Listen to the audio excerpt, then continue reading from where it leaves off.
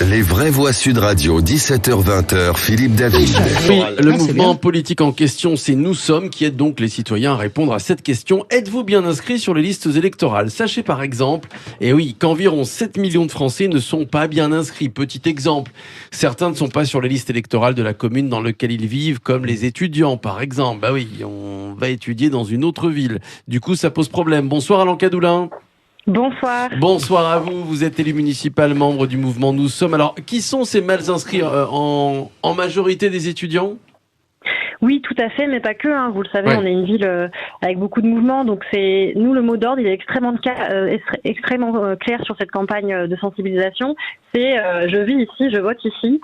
On a dans les semaines qui viennent 4 dimanches de vote, et donc il faut pouvoir tout simplement facilement pouvoir voter. C'est un mot d'ordre républicain extrêmement simple. Très bonne initiative. Vous avez lancé une campagne de com dans les rues de Montpellier. Vous avez commencé par demander l'aide de la mairie qui, je crois savoir, a refusé. Oui, tout à fait. Alors c'est extrêmement malheureux. Du coup, cette campagne de communication qui nous a été refusée, on le fait par nos moyens.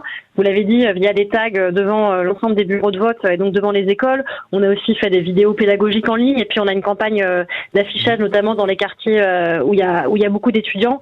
Et on le regrette parce que à croire que nos élus finalement se satisfont de ces taux de participation extrêmement faibles et que seulement une toute petite partie de la population participe aux décisions. Un chiffre pour illustrer la situation à Montpellier.